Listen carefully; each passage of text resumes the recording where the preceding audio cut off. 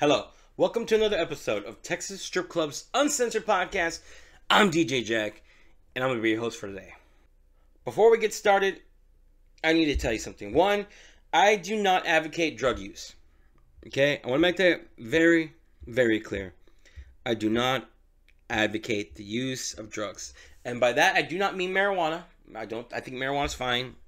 I know plenty of people that use it, and I do not consider it a gateway drug. What I do consider drugs is cocaine, methamphetamines, heroin, shit like that. So you guys get an idea, okay?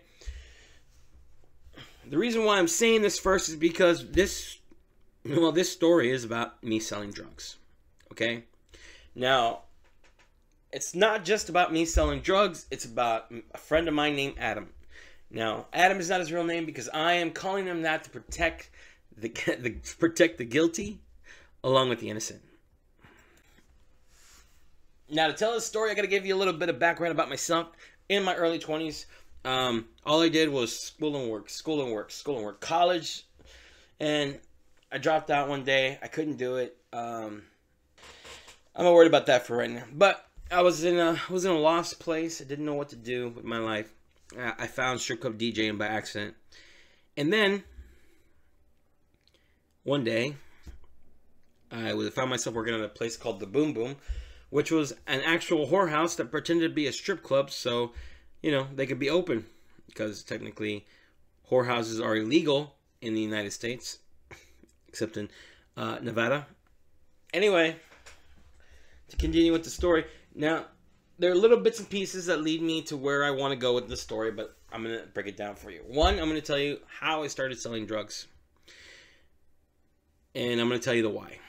And then I'm going to tell you the meat of this story, which is babysitting and cocaine.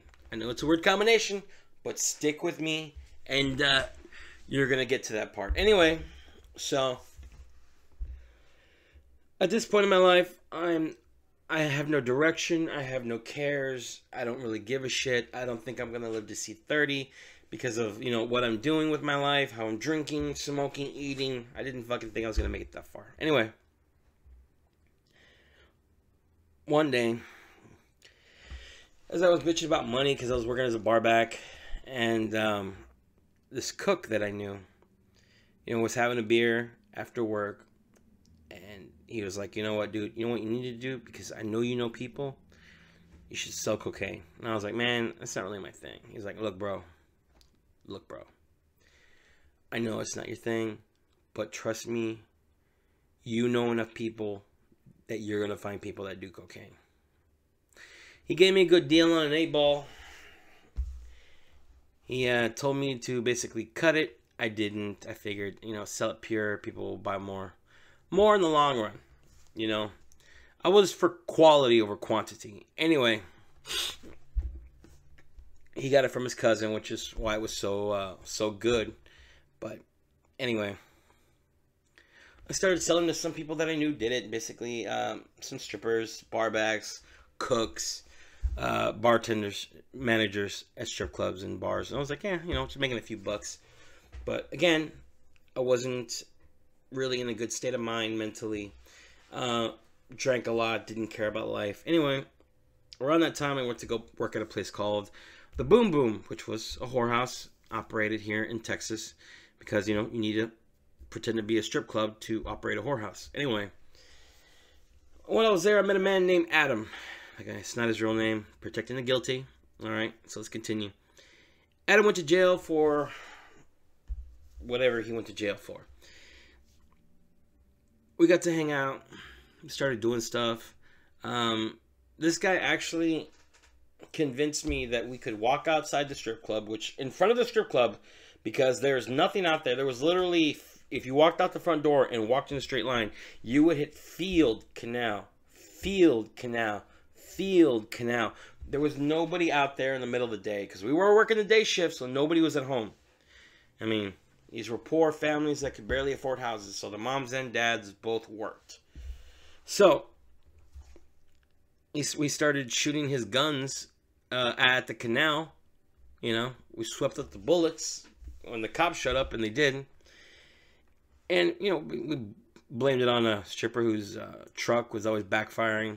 Multiple backfires, like pop, pop, pop, pop, pop, pop, pop, pop, cloud of black smoke. Anyway, it was, yeah, it was a fucked up time in my life. I would say it's the worst point in my life because I was working at a ghetto whorehouse. It wasn't making any money, so I had to get a job as a bar back, and I was a waiter from time to time, and started selling cocaine. Now, Adam and me, after we got to know each other because we worked together almost a year together, we started hanging out. Me, him, his daughter, when he barbecue, some of his friends, you know, just basically having a good old time. Then one day, one of the strippers that I was selling cocaine to told Adam that I sold her cocaine. And around this time, I'm babysitting his daughter because Don, like I said, was a felon. His wife left him because it was the second trip to jail. And sorry about that, I'm all congested. Anyway, the second time going to jail, she left him. She just wanted money. He wanted the kid. And I was babysitting for him because I'm like, dude, you know what? You met a new woman. Go out. Go have a good time. I'll babysit your daughter. No problems. She likes me. We're going to have some good fun.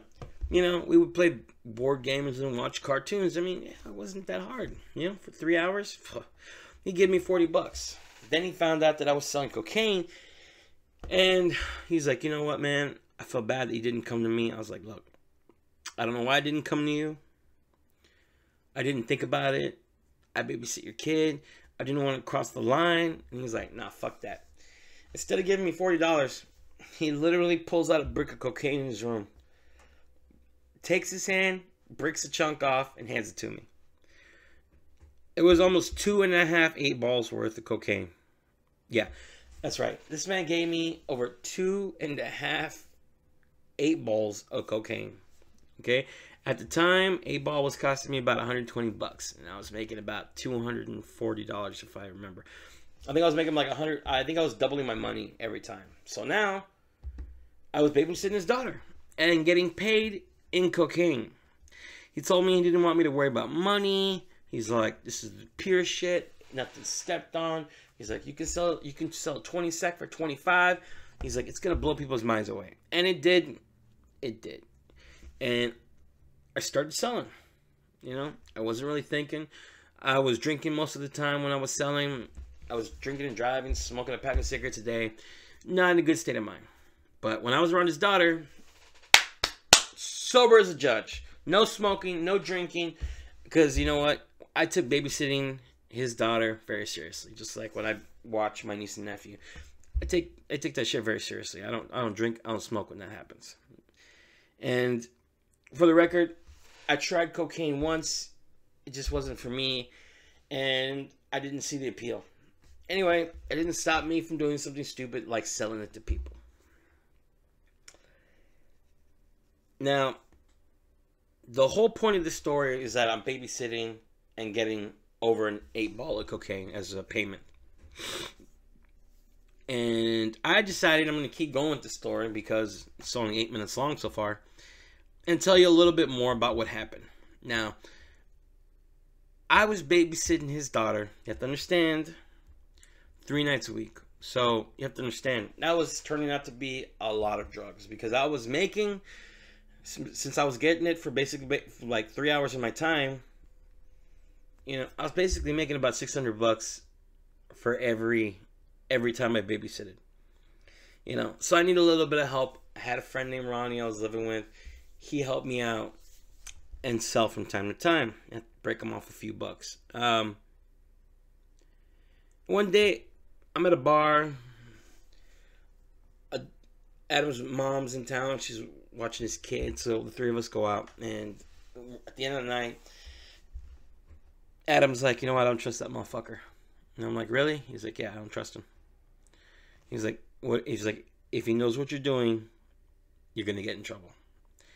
And it was like fucking foreshadowing in a movie, like when somebody says, don't go over there, because if you go there, you're risking your life. And that's exactly what I was doing. I'm like, well, I'm already over there. What the hell? What's going to happen now? Okay, so he tells me not to trust him. And I should have listened, because we went to a party. Now, I did not bring drugs on me. I did not plan on selling anything. I went there to have a good time. But what happened? Ronnie starts hitting on the girl, telling her, oh, girl, you know what? Let's do some cocaine. Brings her to me and says, hey, man, you got a couple of 20s? I was like, dude, I told you, don't fucking mention that shit here. Because there's some people at the party that don't like me, and they do not like me. As in, if they hear somebody telling them that I sell drugs, I'm going to get the cops called on me. And he's like, no, blah, blah, blah. That's not going to happen. You're just being paranoid. Bullshit. What happened? 2 days later, had a knock on my front door. And I'm like, oh my God, what is this? Yeah, it was the fucking police. Man, I was so paranoid about what Adam told me and how stupid Ronnie was being at a party where he knew. I told him some of those people didn't like me. They didn't like me enough that these motherfuckers would drop a dime on me. Well, I didn't have much cocaine left. I basically sold it. Most of what was left, and I only had maybe about 420s left, but I was so paranoid, I threw them away. I had a little digital scale. I took that shit, I poured bleach all over it, ruining it, and I threw it in a dumpster after wiping the motherfucker down. And the only place the cops could find any residue of cocaine was at my desk. And they're all like, so what happened? I was like, okay, officer, to be honest, I do snort cocaine. That's what I told him. I didn't actually do it, but I told him, I was like, I do snort cocaine. I did snort some the other day. That's why there's some residue. He's like, well, where are the baggies? I was like, I threw them inside the toilet. I'm like, what do you want to tell you? I'm not gonna have a used baggie of cocaine in my trash can in case cops show up. And cops showed up, and thankfully I got rid of the scale, because I mean, you can't really fight yourself. If you have a scale, they're gonna be like, okay, then you're dealing, so let's keep an eye on this guy. Well, thankfully I got rid of my scale, I got rid of the extra baggies, I got rid of everything, so I was in the clear. But I was fucked, because at this point I was selling drugs and I had some shitty part-time jobs. I was subbing every once in a while as a backup DJ, so I wasn't making a lot of money, because I was going out and drinking every day. That's how life was. I told Adam what had happened. He's like, I told you not to trust that motherfucker. He's like, let's go smoke his ass. I was like, no. We're not going to shoot anybody. I go, if there's anything I can do for you to maybe make a couple bucks, because now, I don't, I can't trust this motherfucker. I can't bring anything home, because then he's going to fucking know. And if he fucking knows, he might open his mouth again, and then what's going to happen? Exactly what happened then. The cops are going to fucking show up. And every once in a while, I might, besides babysitting his daughter, I would drop off a package from time to time. Wasn't as much money, but, what can I say? I was making a few bucks. Then one day, Adam calls me out of the blue. He's like, dude, I got some shit going on. Don't come by my house. I'll contact you in a few days. Let you know what's up. And I'm like, all right, it's fine. You know what? He knows what's up. Let's see what's going on. I would say after a week, not hearing it from him, I called him. Phone got disconnected. I went by his house because I knew where the spare key was. Knocked on the door, nothing. And then I'm like, the garage door's open.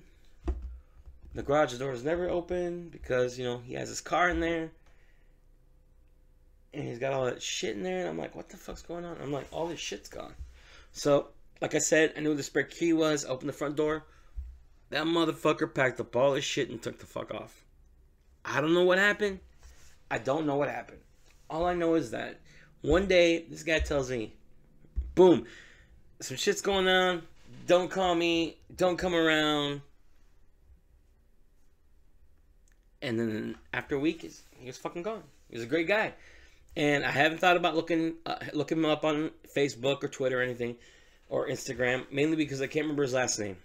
And two, he disappeared for a reason. So I'm going to respect that shit because he was a gangster. Motherfucker had more than one brick of cocaine. And more importantly, if some shit was going on, I really didn't want to get involved. After that, I straightened my shit up. You know, stopped selling drugs. Some people offered. I didn't do anything. I didn't touch anything. I took to heart what he told me. He's like, you know, he's like, in this business, you can't trust people. He's like, there's going to be somebody that you like that I don't like. And because you like them, you're never going to see them as a danger. And I didn't see Ronnie as a danger. But that motherfucker, slip up, had brought the cops to my door. Yeah, it was a weird times in my early 20s. And I can't believe, and I know you're probably thinking, that's not fucking real. No, it's a true story. People were there. I'm not going to lie. Actually, one of my friends called me on the phone and tell me while he was listening to one of my podcasts, he's like, when you went down to Mexico, you didn't just get your dick sucked. You fucked them hoes. I was like, no, I did not sleep with the hookers. I slept with the strippers in Mexico. I told him, you were the one that was sleeping with all the fucking hookers in Mexico. I only got blowjobs because I was trying to be safe. So I have friends that literally argue with me about some of the stuff that I put out as far as the podcast go. But this is a story that I know some of my friends are going to be like, I can't believe this dumbass is telling this story. But this podcast is all about people's lives in strip clubs. The things that we do, the things that we end up doing, the things that we plan on doing, the things that just fall into our laps. And you know what? Honestly, I did not think in a million years that one day I would wake up and some guy would offer to give me cocaine for babysitting his daughter. That is like the weirdest thing I can fucking say. And yeah, now that I'm putting that story out there, I hope you enjoy it. I know this wasn't a very long story. I know it was all jumbled up, but that's usually how life is. It's all jumbled up, and sometimes it all fits together. You meet a guy at a whorehouse, he lets you babysit his daughter, and then he starts paying you cocaine. You know, what can you say? It's just how it rolls. All right, thank you for listening to Texas Strip Club Uncensored Podcast. Please share, like, and subscribe if you can be bothered to. If not, to hell with it. But remember, when you share, like, and subscribe, YouTube will show you every time that I put on a new podcast. And I put a new podcast out every single Sunday or every single Monday. All right, it's either Sunday or Monday. But let me tell you, I'm putting out more content. I'm talking to more people that I want on the podcast. I'm going to be taking a trip down to South Texas, and I'm going to be getting my friends to record several hours worth of podcasts, and I'm going to be putting them on the air. So I really hope that you will like, share, and subscribe the Texas Strip Club Uncensored Podcast, because I would like to share my stories. And more importantly, I want to hear people, okay? I've got a few people hit me up on my email, but, you know, that's from the old podcast. I would really like to hear from you. Soon I'm going to start an Instagram. I'm going to be putting that out there, and I'm going to be showing my Instagram on every single video. Thank you for listening. Please come back, and I'll see you for the next one. Thank you for listening to my ramblings. See you next time. Peace.